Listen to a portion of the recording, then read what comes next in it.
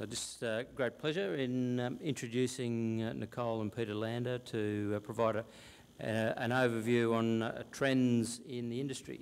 They're going to present this together. And who's taking the weapon? Oh, yeah. You're in charge of that. Hey guys, yeah, I'm Peter, obviously, that's Nicole. This is a great opportunity. Actually, I'd really like to first thank Sam there. Actually, a lot of the points he made were the points I was going to make, so that's very good. So it looks like we're getting the same industry trends, which is good. It's completely independent, didn't see his speech. But yeah, that's a lot of that's right on track, which is really about what the industry's doing, how it's evolving, which is really good. I'd also like to take the opportunity really to thank Rob and Stan. Stan has actually worked tirelessly with me, and I really appreciate that. Rob's experience dealing with governments and how things should be put together has been really valuable as well. So just for everybody's sake, I'd like to publicly thank him for that. But Nicole and I are going to really talk about our experience. We've been overseas, we've had a lot of the site, we run our own battlefields. We've operated indoors, run it outdoors. We've sort of got a broad mix of experience, and I think that can help other people. So do you want to make a few words before I get to my talk? Yep, sure. I would like to start with a story. Back when I was at school, which is actually a long time ago, some of you who lived in Queensland may have remembered there was a series of rolling strikes for the electricity workers, blackouts that would just happen without any notice. And back then when I was at school, I actually played second clarinet in the school orchestra.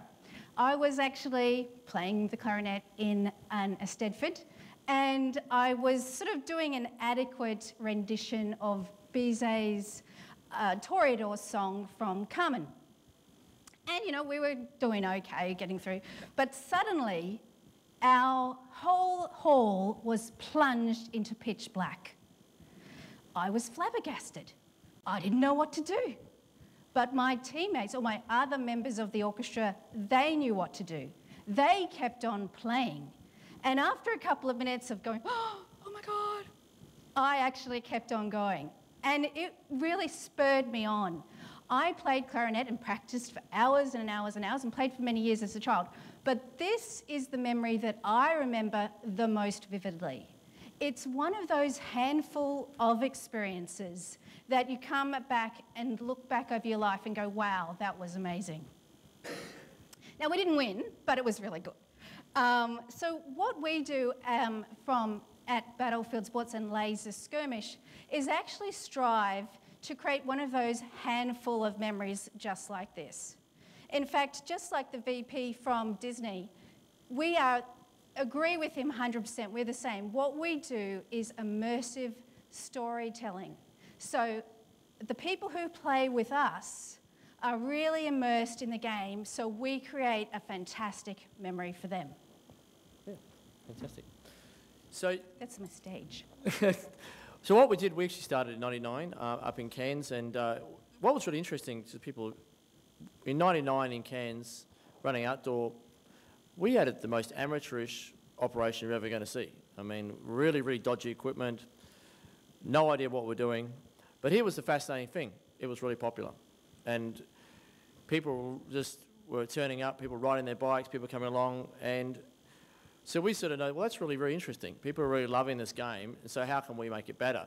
And really, that was really the spark that drove us, really, since the last 12, 13 years. Well, people are just coming back. I've met people who played 10 years ago and come back. That was just the most memorable experience of their life, which is what Nicole was saying. And that's a fantastic feeling. And I think that's what propels this industry, is that experience. And it's important, though, because it's not about running a sport. It is running a fantastic entertainment experience. And to the attention that you put it on, this is an entertainment, rather than trying to turn it into some sort of sporting activity, I think it's the level you'll be successful. You can play as a sport, but it's those special occasions that really count. So back in Cairns, we actually always had both an indoor and an outdoor side of our business. One of our innovations was actually to take the sensors so they worked in the ambient sunlight. So prior to that, it was indoors in a little maze and foggy and stuff like that. So we took the experience out to the forest. Yeah, so since that time studying Cairns, we now are based in Underwood in Brisbane. We currently have about 1,000 phases we have coming in and out of our warehouse there. Variously going out to locations. Sometimes people hire and run their own events.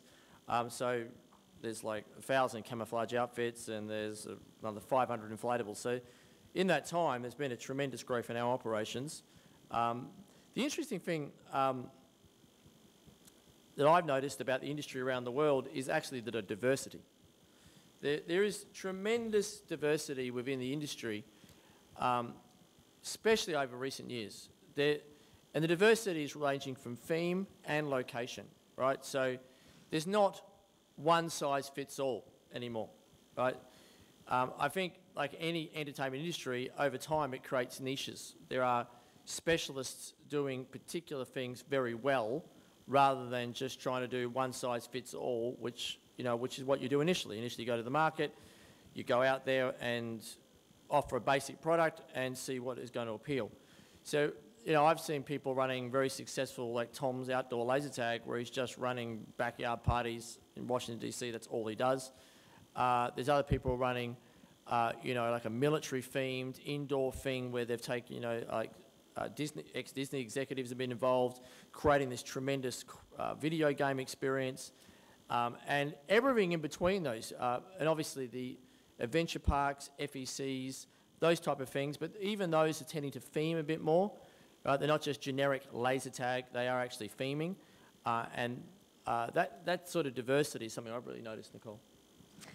Yeah, and in fact, one of our brands is called Battlefield Live, and what we do is really work with the whole computer game idea, because that was what we really started with, was to say, okay, this was our original idea, to take a computer game and experience it live. So our tagline is, you've seen the movies, you've played the game, now experience it live. So one of the things, this is an example of an indoor FEC, or Family Entertainment Centre, in America, where they've actually got a whole restaurant and redemption and Battlefield Live experience. So our technology happens to be called SATA, which stands for Small Arms Transmitter Receiver. So you know when you've got them. So there's like feedback, and it's actually can be in 13 different languages. So you can be in Japan and you know when you've got them. You can be in Spain, you know when you've got them, et cetera, et cetera. And our interesting thing is that we only deal in team victories. So we actually do not have the traditional ranking system, but we do have gamer stats like accuracy percentage, K to D ratio, things like that, just like a normal first-person sports computer game. The other thing we have is WYSIWYG, or what you see is what you get. So basically the pistols, they go a smaller distance for range compared to the sniper rifles. Yeah, so next slide.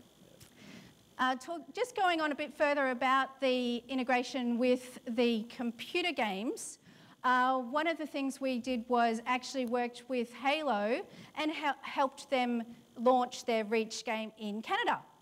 So we worked with the PR company called Mosaic, and what it was, we set up a car park in West Cordova, and it was completely set up with the whole regalia. Who here has played Halo? Yep, okay, lots of you. So basically there was Master Chief there, the guys had to take the obelisk, it was full on. And in fact, why did they go there? Why did people line up for 4 and 5 hours to experience the game? Because they wanted to be there for themselves. They wanted one of those fantastic memories that they could say to their friends on Facebook that they were there and they got the t-shirt to prove it. We also did the same sort of thing for the Call of Duty Modern Warfare 3 launch in the UK, and we launched tag-teamed with a company called Game, which is a retail chain of stores who sell computer games, and that's a photo there of the long lineup at midnight at the launch. Yes, so we go around and run conferences for operators around the world.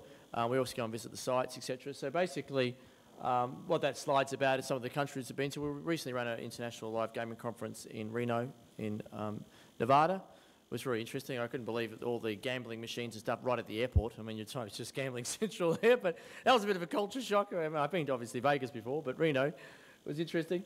But the reason I mention that is because I want to distill some of the success factors that we've seen in the industry, what's actually the things that we've identified that are key success factors. And the first of those really, and this is probably no surprise to anybody who's in any business, actually it's location, location, location. You know, the most important factor is going to be location. And location is in terms of proximity to your target market, but obviously also the location is vitally important in terms if you're mixing in with a venture park or FEC or where the exact position can make a big difference. And we've seen where we moved a site about 150 metres and in the process pretty much quadrupled sales in the first year over what it was doing before. And then it's literally a 150 metre move. But it was in a much higher visibility area, smaller area to play in for sure, but the difference was quite dramatic. So location is really important. You want to talk about that one? So that was the Thunderbird Park site. I think that's, Nicole's got the slide up for that one.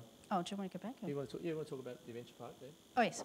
The other trend in worldwide which we've seen is the converging of multi-activities on the one campus or the one building. So we've seen this all over the world. Basically that, sure, there used to be like a standalone forest battlefield doing laser skirmish. Now it's going to have laser skirmish, high ropes, the restaurant, you know, all sorts of conference facilities, whatever. Or likewise, indoor. We've seen, you know, indoor go-karts moving, expanding their offer to have laser skirmish as well. The reason being is that they already have the infrastructure, and I believe that they want to really try and grab all the different types of customers that they can. Yeah, I might add to that too. One of the things that they, my experience dealing with existing adventure parks and FECs and these type of things is, of course, they actually have a database, but they really need something to go back to their database that's new and it's so exciting, right? So that it's the reuse of both facilities, but also their database and their relationship with the customer. And the laser tag for them is a very low capital cost investment, you know, to get something up and running, particularly if they've got a suitable area already. They can at least allocate it on a part-time basis. Because remember, with modern laser tag equipment, you don't need to install anything. You can literally just turn it on, right? Give it a charge, turn it on, it works. So there's nothing to install. So you can reuse the space, right, to do special events and bring people back. So that flexibility has really allowed a lot of these places to use it. And in some fact, just rent it. They just rent the equipment and do special events and then send it back. Right? It's just, you don't even need to own it. They just rent it. Yeah. And one interesting thing is, just as Peter mentioned, is the capital investment. The people who put the high ropes course in that is directly above us in the canopy, and we play our battlefield is 5 metres underneath them, they spent $700,000 putting their zip lines in and what have you. Now that's actually a significant amount of money. Whereas, you know, you can buy a laser skirmish gaming gun now from, you know, a roughly $700 and up. So the actual, you know, cost is actually a lot cheaper than other possible things. I mean, Terry, how much does it cost for a good go-kart? $6,000. So that's just one. Yeah. Yeah. It's, I mean, a lot depends, of course, what has to be. You've got to look at possible build-out. I mean, it depends what's there. If you have to build an entire arena, well, of course, you're going to be into a $250,000 or more, right? I mean, so it depends. But in a lot of cases, they can reuse existing cover. You just need something to hide behind, and things are pretty safe, and you can offer a pretty interesting experience. One of the other trends worldwide has been more of a mobile delivery of the entertainment. So as you can see there, the little van of the mobile laser tag, and these vans also have like the Xbox and the PlayStations and the Wii games, and they'll kit up this van and they'll drive to your house and they'll have the party at your place. And it's only the people you know that are going to be there. And this is super popular in America. There's one franchise that has added on 144 franchisees in just a few years. And you know, there's actually like a whole sort of societal trend of people cocooning. So they want to know who's going to be at their party. If they go to a battlefield or a FEC, then there's going to be, you know, other people they don't know there. So, you know, if they have the party at their house, then it's just their buddies. Yeah, that's certainly one trend. It's not that everyone wants to do that, but there's certainly, it is a significant trend. There's no question that people are doing effectively home parties, yeah, one way or another. Cool. What's the next one? Do you want to talk this one? This is yours. Yeah, sure. So this is one of the things, actually, I went to a seminar last week with a guy called Simon Sinek. Has anybody heard of him?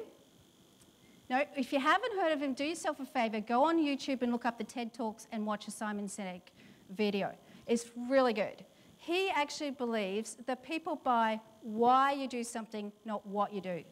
He believes that really what you need to do is create, you've got to find out why you're doing this. Like Peter and my, what we do, what our mission is to create happy memories for people. So, you know, what, as I mentioned at the beginning, one of those handful of memories that they'll take away with and remember for the rest of their lives. That's our mission. That's why we do this. So that's what we think is really important. I mean, you can do all the infrastructure, you can spend all the money or whatever, but if people don't think that you're really genuine, the reason why you're doing this is the why, then it's not going to be a good thing. We have a motto at our work called every game, every gamer. In fact, I got this from the guy who did the Sydney Bridge climb. I saw him speak a couple of years ago at the AALARA conference, and he had every climb, and I'm going, that's gold, I'm going to use that. And it's really good because it's just really short, it's really simple. It doesn't matter if it's Michael's birthday who's 10 and he's there and it's the 100th person who's come through the door that day, or if it's a Fortune 500 team building event and you know you're going to get $5,000 for the day or whatever. I mean, whatever it is, it's every game, every gamer that's important. Yes, so actually following on that, you actually got to keep it pretty simple if you're going to achieve that. The game is inherently fun. You don't have to make it too complicated, and that's an important point. And we do need to understand very clearly we're in the entertainment industry, not trying to run a sport. And that's important because we commercially need to price as a special entertainment experience if it's going to work. Right? I don't know about you, but I play sport, and average cost to me for sports about $10 a week, and I play quite a bit. Right? That is never ever going to work for a commercial laser tag facility of any type. Right? You really, really need to be getting much more like at least $25, $30 per person, right, on average. So that means that, you know, if it's a kid's birthday party, they've got budget, they've got the time to do it for the birthday and create a fantastic experience, or if it's a sports team breakup or corporate function, but it's not something that the vast majority are going to do every week, and that's really important. If they come back about every 3 to 6 months with another group, another activity, and have another ball, that's fantastic, right? That's really what we're about. Sales needs a few things. You actually need a reason. There needs to be a budget. They've got to be able to pay for it, right? And so groups have to be identified in that category, and they need to be organised. They need a deadline. And so the drivers of laser tag are always going to be sports team breakups because they need to happen within 6 weeks of the 6-week period, 6 to 8 week period at the end of the sports seasons, usually 2 weeks when that team's finished. There's birthday parties, got to be near the kid's birthday party. Corporate functions or Christmas parties need to be done in a certain time frame. So that gets over procrastination, because everyone in sales knows procrastination is what you've got to get over. When people say, oh, I'd love to do that one day, no, it'd be really fun, but do they actually call to action? Maybe not, right? So particularly with such a busy society. So when you're marketing and considering late stage, look at the groups that are going to have a natural sense of urgency, a sense of budget, and are organised, and that's really important. You want to organise. We are about big groups. In our busy periods, you know, we will quite regularly run 100 players at a time, 50 people per team, and we'll go much higher. We'll go 150 to 200 at once if we need to. Actually, we have a booking with the Boy Scouts of Australia who have booked in 550 gaming guns for their jamboree. So I want to go there. That sounds awesome. Yeah, that's going to be pretty amazing. Yes, well, we'll see how that goes. But if it does scale, I think that's the other thing. You can scale up to the demand, which is really interesting. Yep, cool. Do you want to talk about it? Oh, it's a people business. Yeah, look, this is look, we've done quite a lot of customer surveys, and you know, the thing we've found universally is the people running the event largely determine how good a survey response we get. Right? That is overwhelmingly the response we get back. If the staff are well trained, they're enthusiastic, they're courteous, like the Disney we're talking about this morning, right? Really deliver the experience. That is the most important factor to get that stunning, 9 out of 10, 10 out of 10 customer feedback, right? And so the technology side, yes, enables us to do things, but you don't want the technology to run everything. You need that personal touch to make it work really well. And an industry secret, which came out, everyone was a bit shocked when I told them at Reno that we did this, and I talked to all the experienced operators, and they did exactly the same thing, so that was really interesting. We rigged the games. Yeah, like, we don't run fair games. I mean, that's a sport. We're not running a sport. If we've got a set of 4 15-minute games over 2 hours, I can guarantee you that each team's going to win at least one, right? It ain't going to be a 4-0 result. Now, and because this is that special experience, and the special experience is not losing 4 in a row. That isn't a special experience. That's a miserable experience. And I tell you what's even more miserable, if you're silly enough to put it up on a scoreboard to show how bad they did, right? That's a really bad idea. So really what we do is rig the games, right? And you can do that with the team stuff, right? If you're team-oriented, and then what you do is you just manipulate the games, a little bit of extra respawns here, do attack and defense, make it sound like it's fair, but actually it's a lot easier for them defenders than attackers. You can do subtle things, don't have to make it obvious, but, and some people, what we do is, we actually set, they don't even know we're doing it, we actually set some of the gaming guns into easy mode, which is obviously a lot easier, and that team tends to win. So we tend to pull a few levers, but that's where the people stuff comes in, where you've actually got to use a little bit of intelligence to make sure that's a really special experience. As you can see, there's a photo there of our go-to girl called CO Siren, and she's holding the Merida sniper rifle, which is a 3-foot-long metal monster. It's 4.5 kilograms, or what's that in the other, 10 pounds, something ridiculously huge. And then we're on the other side of the coin, we have our new Cobra, which is the most namby-pamby phaser you can imagine and ever seen. And it's like, I don't know, 1.5 or 2. About 1.5 kilos, yeah, or 4 pounds or something, I don't know. It's light, anyway, and it's plastic compared to metal. So, but the whole point, the reason why we have a range of gaming guns, different sorts of models, is that we believe you need to match the brand with the experience. So if you're going to do Battlefield Live, get the teenagers and do the whole sort of like milsim thing, then you need to have models that match that. If you're going to do the mobile laser tag, with the videos and go to the, get the van and go to the party and have it really like sweet, then you need to have the phaser that matches that. Yeah, sure. And that goes sound effects and terminology and everything. You match the brand to the experience, and it's, I know that sounds really obvious, but you'd be amazed just how many sites you can go into, where the brand doesn't match the experience at all. They're completely opposite each other, and that's obviously going to lead to customer disappointment. That if they're expecting one thing and get something completely different, which is not what they thought they were getting, you've got a problem. So we're about supporting diversity. We don't dictate any brand or any theme. It's whatever people want to do, but whatever they should do, they should stick to their knitting, I should say. Sure.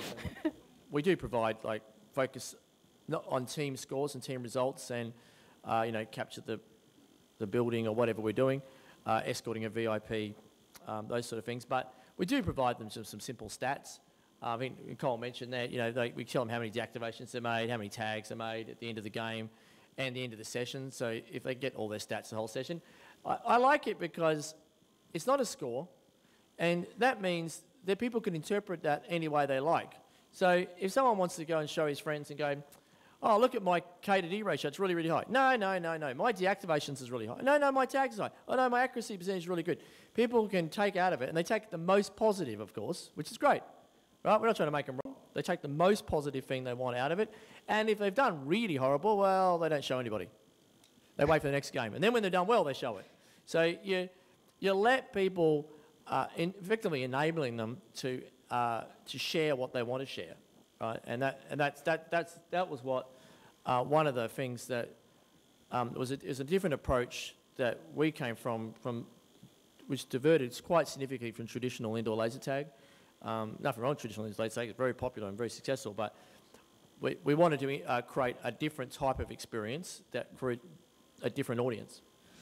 Just in industry growth, look, we seem to have a U venue somewhere in the world set up about every 3 days, and I know with what Len's doing and what other people are doing around the world, I would say there's at least a U location once a day someone's setting up on the planet. It's got to be at least. So there's a lot of growth, and it's sort of really, that's really interesting considering we're actually still really in a credit crunch in most of the world. Very hard to raise finance to set things up. And so it makes me wonder why that's so. Why are we getting some growth even though you probably wouldn't expect it? I think there was a few things that sort of struck me.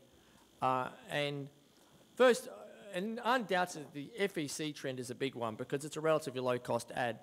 But the ROI has improved a lot in recent years too for a lot of different venues. Previously, it was a full setup, full arena construction, right, big kit out, and that was a large capital investment, but for a lot of operations, they don't want to do the full kit up. They just want to be able to move things in and out as they need. And so these days with royalty-free kit, commercial grade under $1,000 each, you can get a faster ROI for what would be locations not viable for a $500,000 investment. If they're putting in like the Salvation Army, the Kuroi Centre, for example, put our system in. Well, they spent $30,000, right, pretty much, and they would never have spent $500,000 because the ROI doesn't make any sense. So since the ROI makes more sense, there's a bit of growth. The commercial laser tag, as Sam's mentioned, has definitely become mainstream. It is not a niche product anymore. It's not about the pioneer. It's definitely become mainstream. There's undoubtedly about that. And what I find very interesting, people going from different types of laser tag because they want to try different types of experiences. They're not locked into one. They do everything. And that's a trend you see all the way around where people are going, I'll go to go-karts, I'm then going to go and do a ropes course, I'm going to maybe do paintball if you're older, and they do some laser tag. They're doing diversity because they want a wide range of experience, which is fine. We're in that business. And the last thing, which owners and managers of commercial facilities are looking to get some sort of alignment with video game trends. I put the word there, alignment. If you ever, I'm not going to go into it now, but on the YouTube channel, there's one of my videos from Reno I was talking about. Actually, I spent a lot of time discussing why this is not a video game. And that's really important. I really encourage you to watch that because it's a mistake to think this is a video game because it's not. But there is definitely interest in video games and a percentage people want to try a game that is a live version of it. So that's a trend. And I think that's driving people wanting to update the facilities, want to get in tune with trends. And that's driving some growth.